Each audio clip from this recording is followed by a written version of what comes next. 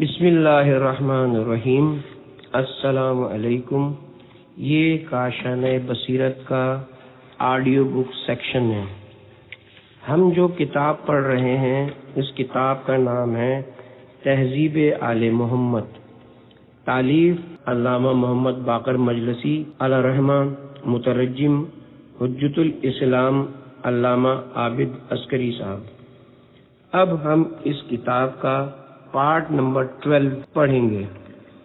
حضرت امام رضا علیہ السلام نے فرمایا، میں بہت سے خواب دیکھا کرتا ہوں اور تعبیر بھی خود ہی سوچ لیتا ہوں، اور جو تعبیر میں سوچتا ہوں وہی واقع ہوتا ہے۔ امام علیہ السلام نے فرمایا، زمانہ رسالت میں ایک عورت کا شوہر سفر پر گیا تھا۔ اس نے خواب میں دیکھا کہ میرے گھر کا ستون ٹوٹ گیا ہے۔ وہ عورت آ حضرت کی خدمت میں حاضر ہوئی اور اپنا خواب عرض کیا۔ آ حضرت نے فرمایا کہ تیرا شوہر صحیح و سلامت سفر سے واپس آئے گا۔ چنانچہ ایسا ہی ہوا۔ دوسری مرتبہ پھر اس کا شوہر سفر میں گیا اور اس نے ویسا ہی خواب دیکھا اور آ حضرت نے وہی تعبیر بتائی تو اس کا شوہر اسی طرح واپس آ گیا۔ تیسری مرتبہ وہ پھر سفر پر گیا اور اس عورت نے پھر وہی خواب دیکھ اس مرتبہ ایک شخص سے سامنا ہو گیا اور اس نے اس سے خواب بیان کیا۔ اس نے کہا کہ تیرا شوہر مر جائے گا، اور وہی ہوا۔ یہ خبر اڑتے اڑتے آ حضرت تک پہنچی۔ آپ نے فرمایا، تو نے اس کو نیک تعبیر کیوں نہ بتائی؟ حضرت امام محمد باقر علیہ السلام ارشاد فرماتے ہیں، جناب رسول خدا فرمایا کرتے تھے کہ مومن کا خواب آسمان و زمین کے درمیان اس کے سر پر معلق رہتا ہے جب تک وہ خود یا کوئی اور اس کی تعبیر نہ بتائے۔ پھر جیسی تعبیر بتائی جاتی ہے ویسا ہی ہوتا ہے۔ اس لیے مناسب نہیں کہ تم اپنا خواب کسی عقل مند آدمی کے علاوہ کسی اور سے بیان کرو۔ حضرت امام محمد باقر علیہ السلام نے فرمایا، اپنا خواب صرف اس مومن سے بیان کرو جس کا دل حسد و عداوت سے خالی ہو اور وہ خواہش سے نفسانی کا تابع نہ ہو۔ ایک شخص نے جناب صادق علیہ محمد کی خدمت میں حاضر ہو کر عرض کی، میں نے آفتاب کو اپنے سر پر چمکتے دیکھا مگر اس کی روشنی بدن پر نہیں پڑی۔ فرمایا، نور ایمان تیری رہنمائی کرے گا اور دین حق کو تو پا لے گا مگر ادھورا رہے گا۔ اگر وہ نور تیرے سارے بدن کو ڈھانپ لیتا تو کامل ایمان ہو جاتا۔ اس شخص نے عرض کی کہ اور لوگ تو اس سے مراد بادشاہی لے رہے ہیں۔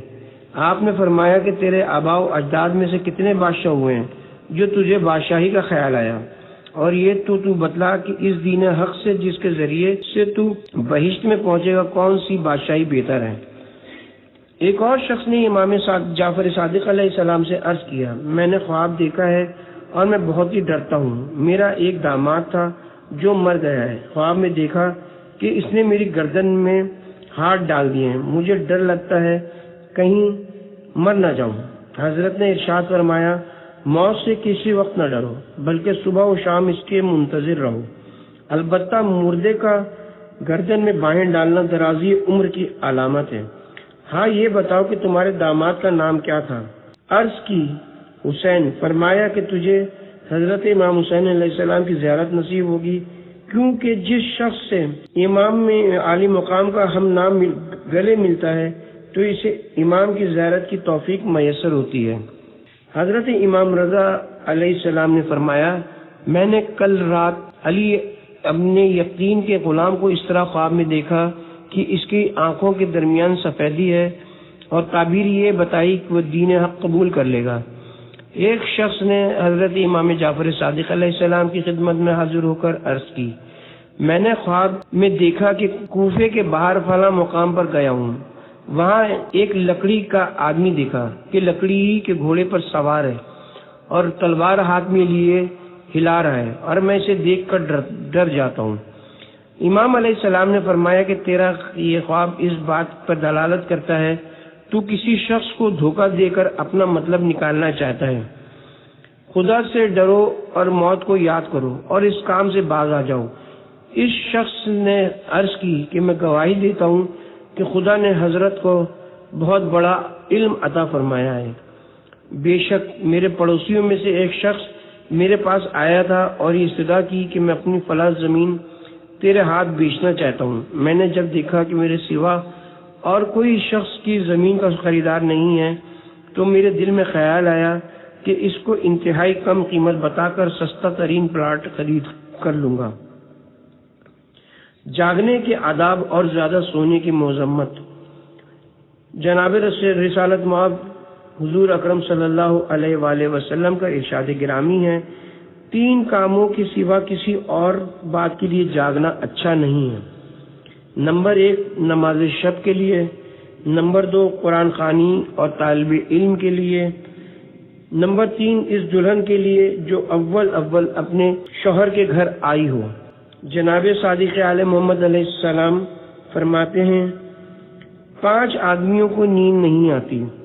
نمبر 1 جو کسی کے قتل کا ارادہ رکھتا ہو، نمبر 2 جس کے پاس مال بہت ہو اور اسے کسی پر بھروسہ نہ ہو، نمبر 3 جس نے لوگوں سے بہت سی جھوٹی باتیں کہی ہوں اور لوگوں پر بہت سے بہتان باندھے ہوں، نمبر 4 جن کے ذمہ مطالبہ زیادہ ہو اس کے پاس دینے کو کچھ نہ ہو، نمبر 5 جو شخص کسی کے عشق میں مبتلا ہو اور اسے اس بات کا خوف ہو کہ یہ مجھ سے جدا نہ ہو جائے۔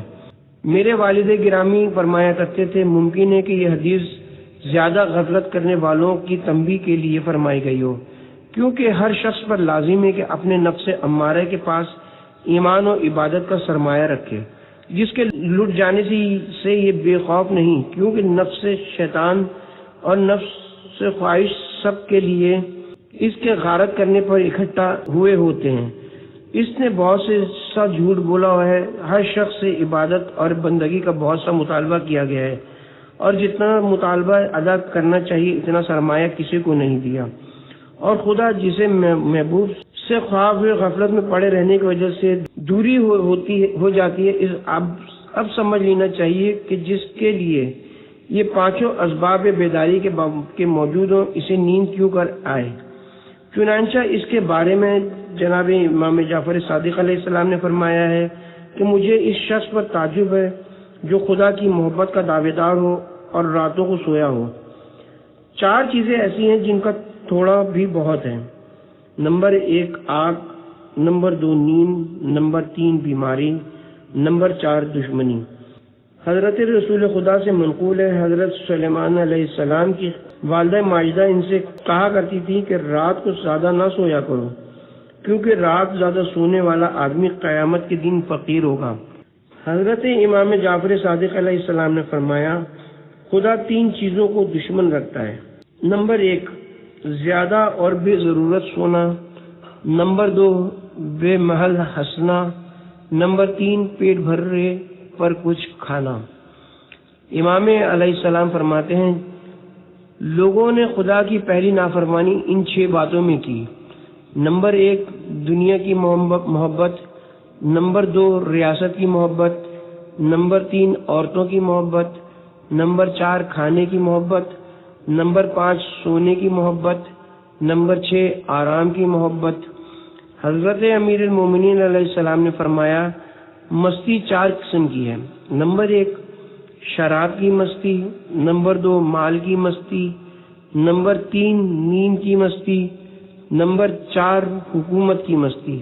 حضرت امام باقر علیہ السلام سے منقول ہے حضرت موسیٰ علیہ السلام نے مناجات کی کہ اے پروردگار تو اپنے بندوں میں سب سے زیادہ دشمن کسے رکھتا ہے؟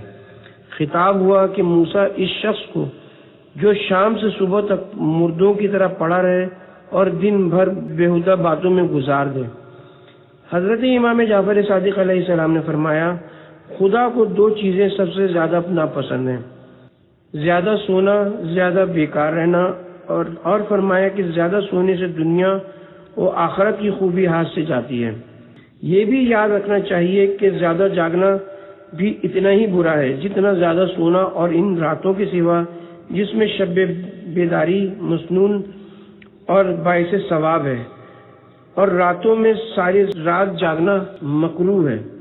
حضرت امیر المومنین علیہ السلام فرماتے ہیں جو شخص دھوپ میں بیٹھے آفتاب کی طرف پشت کر کے کرے، کیونکہ آفتاب کی طرف منہ کر کے بیٹھنے سے بہت سی اندرونی بیماریاں پیدا ہو جاتی ہیں۔ ایک اور حدیث میں ہے آفتاب کی طرف منہ نہ کرو کہ اس سے بخار شدت اختیار کرتا ہے اور چہرے کا رنگ متغیر ہو جاتا ہے، کپڑے پرانے ہو جاتے ہیں اور اندرونی درد پیدا ہوتا ہے۔ حضرت رسول خدا فرماتے ہیں دھوپ کی 3 خاصیتیں ہیں: رنگ بدلنا، آدمی میں بدبو پیدا کر دینا، کپڑے پرانے کر دینا۔ بیت الخلاء میں جانے کے آداب۔ جب کوئی شخص رفع حاجت کے لیے جانا چاہے تو اپنا سر ڈھانپ لے، اور اگر عمامہ و ٹوپی وغیرہ پر کوئی اور چیز لپیٹ لے تو اور اچھا ہے۔ سنت ہے کہ طہارت ٹھنڈے پانی سے کرے کہ اس سے بواسیر ٹھیک ہوتی ہے، اور بیت الخلاء میں زیادہ بیٹھنا مکروہ ہے۔ حضرت لقمان نے اپنے بیٹے کو حکم دیا تھا بیت الخلاء کے دروازے پر لکھ دو کہ لیٹرین میں زیادہ بیٹھنے سے بواسیر ہوتی ہے۔ ہڈی اور اپلے سے طہارت کرنا مکروہ ہے، کیونکہ جنہوں نے حضرت رسول خدا کی خدمت میں حاضر ہو کر اپنے اور اپنے حیوانات کے لیے کھانا طلب کیا تھا، حضرت نے ہڈیاں ان کے لیے اور گوبر ان کے حیوانات کے لیے مقرر فرما دیا۔ یہی وجہ ہے کہ ہڈی کو چوسنا اچھا نہیں ہے۔ اسی طرح کھانے کی سب چیزوں سے طہارت کرنا سخت مکروہ ہے۔ دائیں ہاتھ سے طہارت کرنا مطلقاً مکروہ ہے۔ بیت الخلاء میں مسواک کرنا مکروہ ہے کہ اس سے منہ میں بدبو پیدا ہوتی ہے۔ جو شخص بلا ضرورت لیٹرین میں باتیں کرے گا اس کی حاجات پوری نہ ہوگی، اور رفع حاجت کے وقت کھانا پینا مکروہ ہے، اور ایسے پانی سے بھی طہارت کرنا جس میں بغیر کسی نجاست کے ملے بو آنے لگی ہو، مگر وہ مکروہ ہے۔ اگر وہ پانی نہ مل سکے تو مجبوراً جائز ہے۔ واجب ہے کہ طہارت کرتے وقت اپنے جسم کو تمام لوگوں سے چھپائے۔ اپنی منکوحہ سے جسم کو چھپانا ضروری نہیں ہے۔ یہ ضرورت ہے کہ خواہ کسی مکان میں ہو یا کوچے میں اپنا تمام جسم چھپائے، اور اگر صحرا میں ہو تو اتنے فاصلے پر چلا جائے کہ کوئی اس کے جسم کو نہ دیکھ سکے۔ اکثر علماء کا یہ قول ہے خواہ جنگل میں ہو یا گھر میں، طہارت کے وقت قبلے کی طرف رخ کرنا حرام ہے۔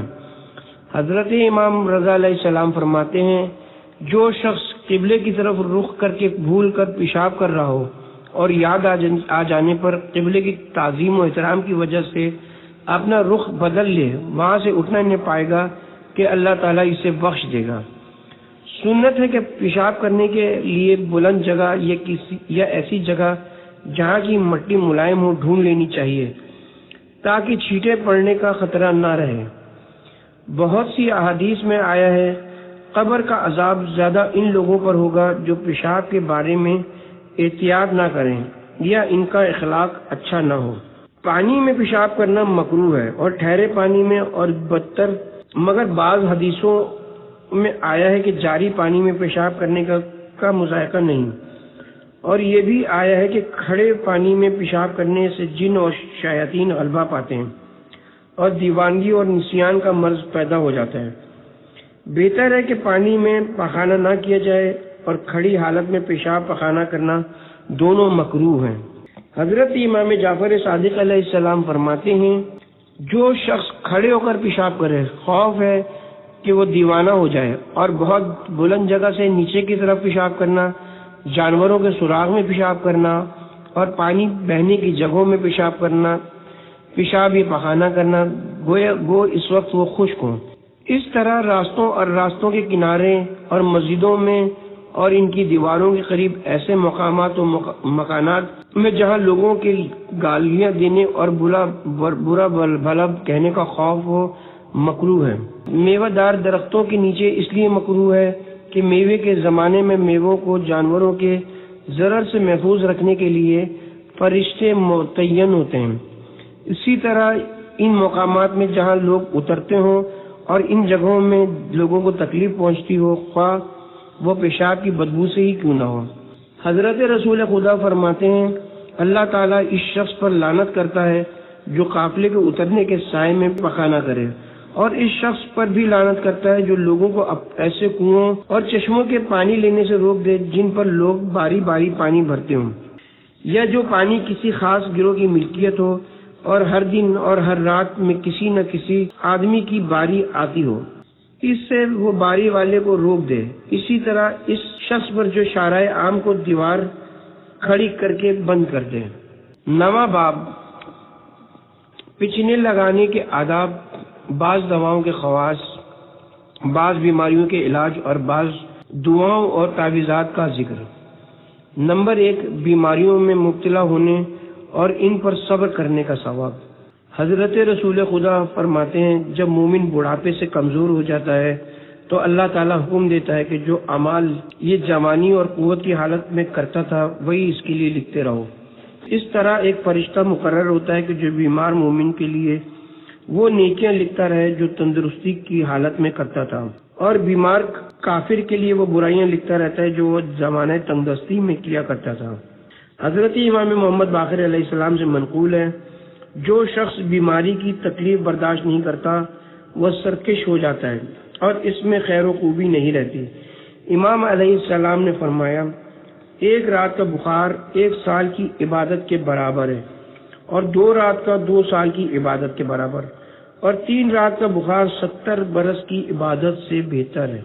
حضرت رسول خدا ارشاد فرماتے ہیں جو بندہ مومن 3 رات بیمار رہے اور اپنے عیادت کرنے والوں میں سے کسی سے شکایت نہ کرے تو میں اس کے گوشت کے بدلے بہتر گوشت اور خون کے بدلے بہتر خون عطا کروں گا، پھر اگر اسے صحت دوں گا تو گناہوں سے پاک کر دوں گا، اور اگر موت دوں گا تو جوار رحمت میں جگہ دے دوں گا۔ امام جعفر صادق علیہ السلام فرماتے ہیں بخار موت کا قاصد ہے، اور زمین پر خدائی قید خانہ اور اس کی حرارت جہنم کی گرمی سے ہے، اور مومن کا حصہ حرارت جہنم سے صرف اتنا ہی ہے۔ حضرت امام سجاد علیہ السلام فرماتے ہیں بخار بہت ہی اچھی بیماری ہے کہ اس سے ہر عضو کو تکلیف پہنچتی ہے، اور جو کبھی کسی تکلیف میں مبتلا نہ ہو اس میں کوئی نیکی باقی نہیں رہتی ہے۔ حدیث میں ہے اگر مومن کو 1 رات بخار آ جائے تو اس کے گناہ اس طرح گر جاتے ہیں جیسے درخت سے پتے ہیں، اور اگر وہ بخار کی وجہ سے بستر پر سو جائے تو اس کی آہ کے ساتھ سبحان اللہ کا ثواب ملتا ہے، اور راضی کے ساتھ لا الہ الا اللہ، اور بے چینی سے کروٹیں بدلنے میں وہ ثواب ملتا ہے جو راہ خدا میں جہاد کرنے سے۔ حضرت امام رضا علیہ السلام فرماتے ہیں مومن کی بیماری گناہوں سے پاک کرنے والی اور اس کے لیے خدا کی رحمت ہوتی ہے، اور کافر کی بیماری اس کے لیے عذاب و لعنت۔ یہ بھی فرمایا کہ 1 رات کا درد سر تمام صغیرہ گناہوں کو محو کر دیتا ہے۔ حضرت امام جعفر صادق علیہ السلام فرماتے ہیں بڑا ثواب بڑی مصیبت کے ساتھ ملتا ہے۔ جن لوگوں کو خدا دوست رکھتا ہے انہیں بلاؤں میں بھی ضرور مبتلا کرتا ہے۔ یہ بھی فرمایا کہ بعض بندے ایسے بھی ہیں کہ آسمان سے جو نعمتیں ان کے لیے نازل ہوتی ہیں وہ دوسروں کو دے دی جاتی ہیں، اور جو مصیبتیں دوسروں کے لیے نازل ہوتی ہیں وہ ان کو مل جاتی ہیں۔ حضرت امام جعفر صادق علیہ السلام فرماتے ہیں مومن پر 40 راتیں ایسی نہیں گزرنے پائیں کہ اسے کسی نہ کسی بات سے رنج نہ پہنچے۔ اس رنج پہنچنے سے اسے نصیحت حاصل ہوتی ہے اور خدا یاد آتا ہے۔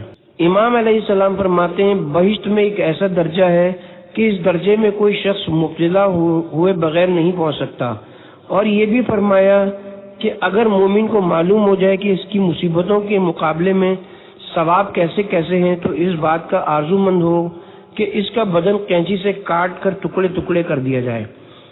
حضرت امام محمد باقر علیہ السلام کا ارشاد گرامی ہے خداوند عالم مومن کے لیے بلاؤں کا تحفہ اس طرح بھیجتا ہے جس طرح کوئی شخص اپنے اہل و عیال کے لیے سفر سے تحفے بھیجا کرتا ہے، اور اسے دنیا سے پرہیز کرنے کا اسی طرح حکم دیتا ہے جس طرح طبیب بیمار کو ان چیزوں کے پرہیز کرنے کی تاکید کرتا ہے جس سے نقصان کا احتمال ہے۔ حضرت امام جعفر صادق علیہ السلام نے فرمایا ایک شخص نے جناب رسول خدا کی دعوت کی اور اپنے مکان پر بلایا۔ جب حضرت وہاں پہنچے تو دیکھا کہ اس کی مرغی نے دیوار پر انڈا دیا، اور وہ انڈا وہاں سے پھسل کر ایک کھوٹی پر جو دیوار میں گڑی ہوئی تھی رک گیا، نہ تو نیچے ہی گرا نہ ٹوٹا۔ حضرت نے تعجب فرمایا اس شخص نے عرض کی کہ آپ اس پر کیا تعجب فرماتے ہیں؟ میں اس خدا کی قسم کھا کر کہتا ہوں جس نے آپ کو حق پر معبود کیا ہے کہ میرا آج تک کبھی کوئی نقصان نہیں ہوا۔ یہ سن کر حضرت اٹھ کھڑے ہو گئے اور اس کا کھانا نہ کھایا اور فرمایا کہ جس شخص کا کوئی نقصان نہیں ہوا اس سے نیکی کی کوئی امید نہیں۔ امام علیہ السلام نے ارشاد فرمایا، خدا مومن کو ہر بلا میں مبتلا کرتا ہے اور ہر قسم کی موت سے اسے مارتا ہے، مگر اس کی عقل کبھی زائل نہیں کرتا۔ کیا تمہیں معلوم نہیں کہ حضرت ایوب کے مال و اہل و عیال کو شیطان نے نقصان پہنچایا لیکن آپ کی عقل پر تسلط نہ کر پایا؟ یہ صرف اس لیے ہوتا ہے کہ بندہ مومن کو اس عقل کے ذریعے سے خدا کی وحدانیت کی معرفت حاصل رہے۔ امام علیہ السلام سے منقول ہے، اللہ تعالیٰ فرماتا ہے، اگر تکلیف سے مومن کے دل میں ذرا بھی شکایت پیدا نہ ہوتی تو کافروں کا تو کبھی سر بھی نہ دکھا کرتا۔ نمبر 2، پچھنے لگوانا، ناک میں دوا ڈالنے کے آداب۔ حضرت امام جعفر صادق علیہ السلام فرماتے ہیں، اتوار کے روز پچھنے لگوانا ہر بیماری کے لیے مفید ہے۔ حضرت امیر المومنین علیہ السلام ارشاد فرماتے ہیں، پچھنے لگوانے سے جسم صحت پاتا ہے اور عقل مضبوط ہوتی ہے۔ یہ بھی فرمایا ہے کہ بدھ کے دن پچھنے نہ لگواؤ کہ وہ دن نحس ہے۔ حضرت رسول خدا ارشاد فرماتے ہیں، زیادہ شفا 2 چیزوں میں سے ہے، پچھنے لگوانا اور شہد کھانے میں۔ یہ بھی فرمایا کہ پچھنے لگوانے کی عادت بہت اچھی ہے، آنکھوں کا نور بڑھتا ہے اور امراض دور ہو جاتے ہیں۔ جناب رسول خدا نے فرمایا، سر میں پچھنے لگوانا موت کے سوا تمام بیماریوں کا علاج ہے۔ حضرت امام جعفر صادق علیہ السلام فرماتے ہیں، جب پچھنے لگوانا چاہیں تو آیت الکرسی پڑھ لیں۔ یہ بھی فرمایا کہ سر میں پچھنے لگوانا دیوانگی، برس، جزام اور دانتوں کے درد کے لیے مفید ہے۔ نیز آنکھوں کے آگے دھند، درد سر اور زیادتی نیند کے لیے بھی مفید ہے۔ یہ بھی فرمایا، جب بچہ مہینے کا ہو جائے تو مہینے کے مہینے اس کی گدی میں پچھنے لگوایا کریں کہ اس سے زیادہ رطوبت خشک ہوتی ہے اور حرارت فضول سر اور بدن سے خارج ہو جاتی ہے۔ ایک شخص نے حضرت امام جعفر صادق علیہ السلام سے درد جگر کی شکایت کی۔ آپ نے فرمایا پاؤں کی فسد کھلواؤ۔ ایک شخص نے خارش کی شکایت کی، اس سے ارشاد فرمایا کہ 3 مرتبہ دونوں پاؤں میں پشت پا اور رخنوں کے درمیان پچھنے لگوا لو۔ نمبر 3، علاج کی قسمیں جو ائمہ سے وارد ہوئیں اور اتباع سے رجوع کرنے کا جواز۔ حضرت امام محمد باقر علیہ السلام نے فرمایا، جتنے طریقے علاج تم لوگوں میں رائج ہیں سب سے اچھے یہ 4 ہیں: حق نہ کرنا، ناک میں دوا ڈالنا، پچھنے لگوانا، حمام میں جانا۔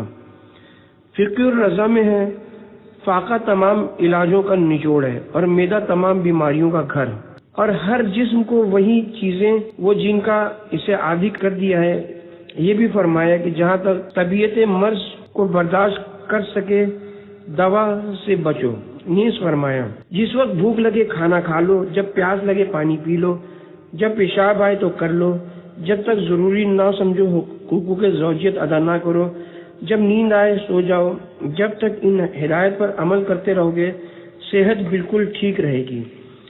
امام رضا علیہ السلام نے فرمایا، اللہ تعالیٰ جب تک مرض کا مقررہ وقت پورا نہیں ہوتا دوا کو اثر کرنے سے روک دیتا ہے، جب وقت پورا ہو جاتا ہے دوا کو اثر کرنے کی اجازت مل جاتی ہے اور اس دوا سے آرام آ جاتا ہے۔ اس وقت مقررہ میں دعا یا خیرات یا اور نیک کاموں کی وجہ سے اللہ تعالیٰ کمی کر دیتا ہے اور دوا کو تاثیر کی اجازت دے دیتا ہے۔ فرمایا کہ شہد میں ہر مرض کے لیے شفا ہے، اور جو شخص ہر روز نہار منہ 1 انگلی بھر کھا لیا کرے اس کا بلغم بھی دور ہو جاتا ہے اور سودا بھی جاتا رہے گا، ذہن بھی صاف ہو جائے گا اور حافظہ بھی قوی ہوگا۔ اور اگر قندر کے ساتھ کھا کر ٹھنڈا پانی پیے تو حرارت کو سکون ہوگا، سفرہ کو آرام آ جائے گا، کھانا ہضم ہونے لگے گا۔ فرمایا، اگر کچھ تدبیریں جسم کو صحت مند بنانے کی ہیں تو یہ ہیں: مالش کرنا، ملائم کپڑا پہننا، خوشبو لگانا اور حمام میں نہانا۔ ان میں سے مالش تو وہ چیز ہے کہ اگر مردہ بھی زندہ ہو جائے تو کوئی تعجب نہیں۔ فرمایا صدقہ آسمانی بلاؤں کو رفع کرتا ہے اور قضاؤں کو ٹال دیتا ہے، جیسے بیماری کو دعا۔ فرمایا پرہیز اور پاکی کی حد 14 دن ہے، اور پرہیز سے یہ مراد کبھی نہیں ہے کہ جس چیز سے پرہیز ہے وہ بالکل نہ کھائی جائے، بلکہ مطلب یہ ہے کہ تھوڑی تھوڑی کھائی جائے۔ فرمایا بیماری اور تندرستی انسان کے جسم میں اسی طرح ہیں جس طرح دو دشمن ایک دوسرے کے قتل کے در پہ ہوتے ہیں۔ جب تندرستی غلبہ پاتی ہے بیمار کو ہوش آ جاتا ہے، بھوک لگتی ہے، اس لیے بہتر ہے کہ جس وقت بیمار کھانا مانگے تو دے دو، شاید اس کے لیے اس میں شفا ہو۔ فرمایا کہ قرآن مجید میں ہر بیماری کے لیے شفا ہے، بہتر ہے کہ تم اپنے مریضوں کا علاج صدقے سے کرو اور حصول شفا کے لیے قرآن مجید پڑھو، کیونکہ جس شخص کو قرآن مجید سے شفا نہ ہو اس کو کسی اور چیز سے شفا نہیں ہو سکتی۔ حضرت امام جعفر صادق علیہ السلام فرماتے ہیں اکثر درد اور بیماریاں صفرا کے غلبے اور جلے ہوئے خون اور بلغم کی زیادتی سے پیدا ہوتی ہیں۔ انسان کو چاہیے کہ اپنی صحت و سلامتی کے لیے کوشش کرے۔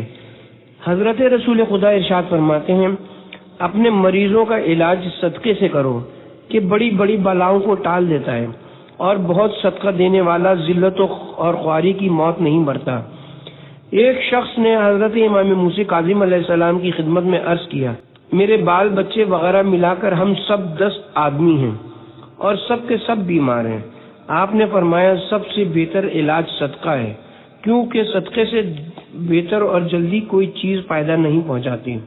ایک بوڑھے آدمی نے حضرت امام جعفر صادق علیہ السلام کی خدمت میں حاضر ہو کر عرض کیا مجھے ایک مرض ہے اور حکیموں طبیبوں نے اس کے لیے شراب تجویز کی ہے اور میں پیتا بھی ہوں۔ حضرت نے فرمایا تو پانی ہی کو اس کے بجائے کیوں نہیں استعمال کرتا، جس کے بارے میں اللہ تعالیٰ فرماتا ہے جس نے ہر شے کو پانی سے زندہ کیا۔ عرض کیا مجھے موافق نہیں۔ فرمایا شہد کیوں نہیں کھاتا جس سے خدا نے تمام آدمیوں کے لیے موجب شفا قرار دیا ہے؟ عرض کیا میسر نہیں۔ فرمایا دودھ کیوں نہیں پیتا جس سے تیرے گوشت و پوست کی پرورش ہوتی ہے؟ عرض کیا میری طبیعت کو موافق نہیں۔ فرمایا تو یہ چاہتا ہے کہ میں تجھے شراب پینے کی اجازت دے دوں؟ خدا کی قسم ایسا کبھی نہ ہوگا۔ آپ نے فرمایا بیمار کو چلنا پھرنا نہیں چاہیے کہ اس سے مرض زیادتی کے ساتھ لوٹ آتا ہے۔ کسی شخص نے امام جعفر صادق علیہ السلام سے عرض کی معالج حضرات ہمارے مریضوں کو پرہیز کا حکم دیتے ہیں۔ فرمایا ہم اہل بیت سوائے کھجور کے اور کسی چیز کا پرہیز نہیں کرتے۔ یہ بھی فرمایا کہ ہم اپنا علاج سیب اور ٹھنڈے پانی سے کرتے ہیں۔ پھر عرض کیا کھجور سے پرہیز کیوں کیا جاتا ہے؟ فرمایا اس کی وجہ یہ ہے کہ حضرت رسول خدا نے جناب امیر المومنین علیہ السلام کو بیماری کی حالت میں کھجور سے پرہیز کرنے کا حکم دیا تھا۔ لوگوں نے امام علیہ السلام سے پوچھا بیمار کو کتنے روز پرہیز کرنا چاہیے؟ فرمایا 10 دن، دوسری روایت میں ہے کہ 11 دن، ایک اور حدیث میں فرمایا کہ 7 دن سے زیادہ پرہیز سے کچھ نفع نہ ہوگا۔ حضرت امام موسی کاظم علیہ السلام فرماتے ہیں پرہیز اسے نہیں کہتے کہ اس چیز کو بالکل نہ کھاؤ، بلکہ کھاؤ مگر کم کھاؤ۔ حضرت موسیٰ ابن عمران نے بارگاہ خداوندی میں عرض کیا پروردگار بیماری اور تندرستی کس کے ہاتھ میں؟ خطاب ہوا کہ میرے ہاتھ میں۔ عرض کیا پھر حکیم کیا کرتے ہیں؟ فرمایا لوگوں کا دل خوش کر دیتے ہیں۔ حضرت امام موسی کاظم علیہ السلام سے ایک شخص نے پوچھا میرا مرض ایک عیسائی طبیب سے متعلق ہے، اس کے پاس علاج کرانے جاتا ہوں، اسے سلام بھی کرنا پڑتا ہے اور دعائیں بھی دینی پڑتی ہیں۔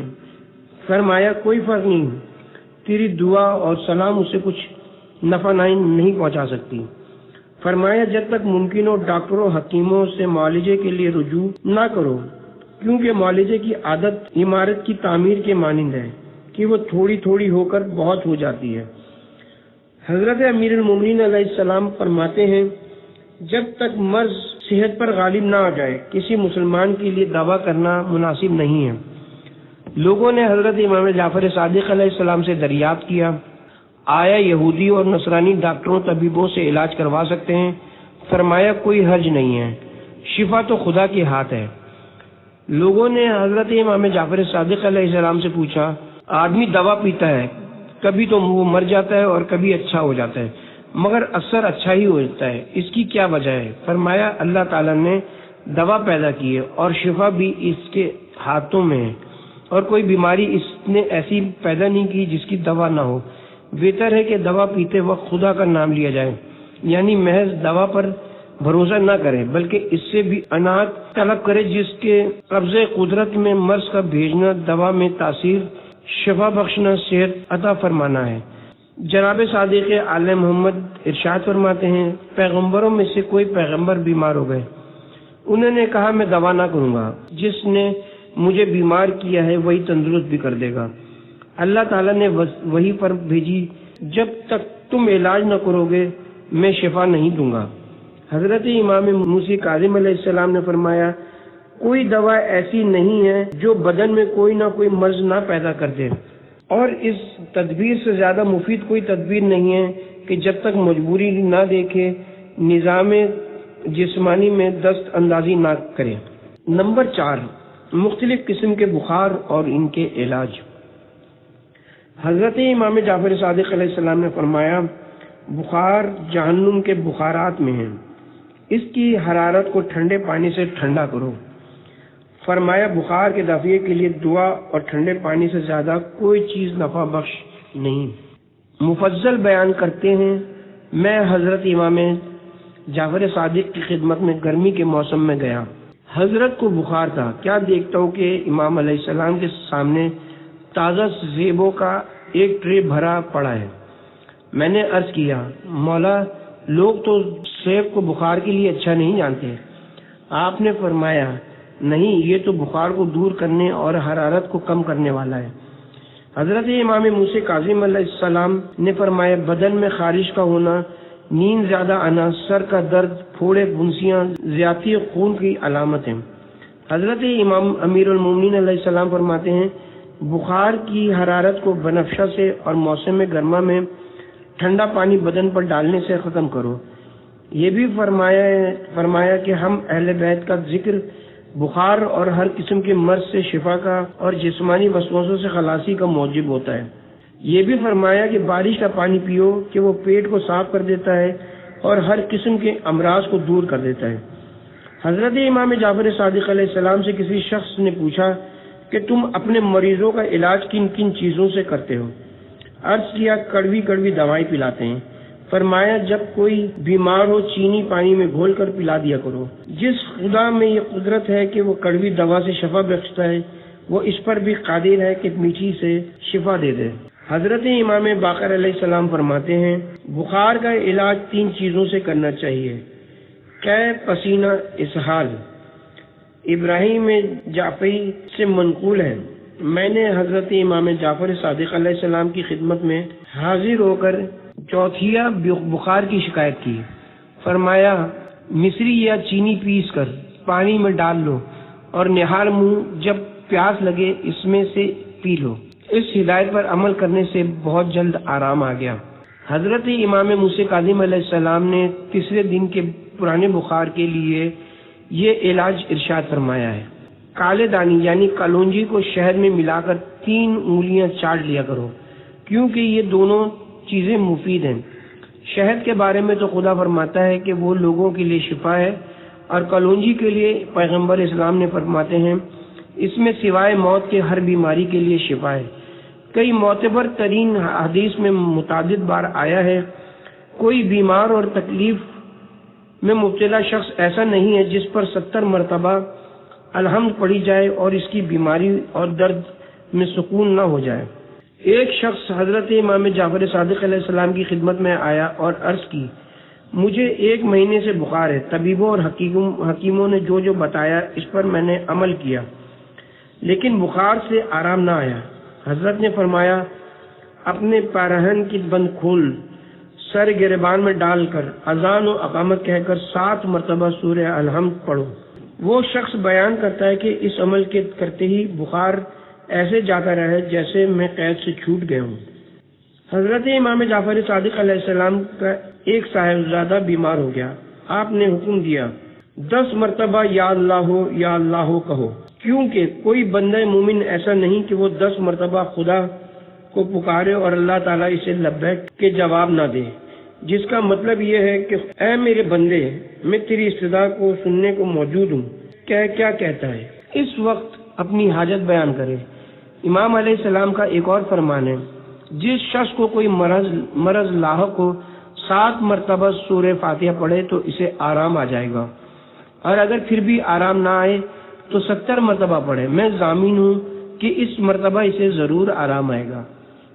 ایک شخص نے امام علیہ السلام سے شکایت کی، مجھے بہت دنوں سے بخار آتا ہے، کسی طرح آرام نہیں ہوتا۔ فرمایا ایک برتن پر آیت الکرسی لکھ کر اسے دھو کر پیا کرو۔ حضرت امام جعفر صادق علیہ السلام کا کوئی بیٹا بیمار ہو گیا، حضرت نے فرمایا یہ دعا پڑھو، یعنی یا اللہ تو مجھے اپنی شفا سے آرام اور اپنی دوا سے میرا علاج کر اور مصیبت سے مجھے نجات دے، بلا شبہ میں تیرا بندہ اور تیرے بندے کا بیٹا ہوں۔ چوتھیا بخار کے لیے منقول ہے، اس آیت کو لکھ کر بیمار کے بازو یا گلے میں باندھے، یعنی آگ ابراہیم کے لیے ٹھنڈی ہو جا اور وہ ہر طرح صحیح و سالم رہیں۔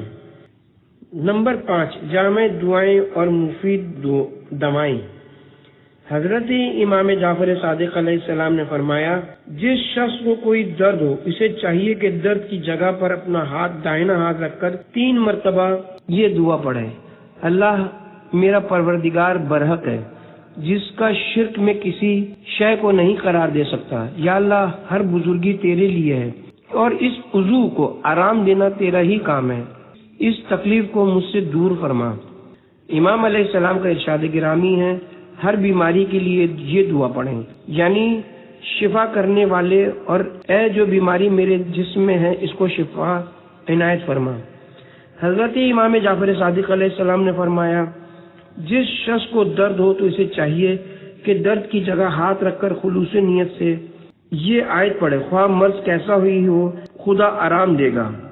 ترجمہ، یعنی ہم نے قرآن میں بعض ایسی چیزیں نازل کی ہیں جو مومنین کے لیے رحمت اور موجب شفا ہیں، مگر خدا ظالموں کی ترقی فقط نقصان ہی میں کرتا ہے۔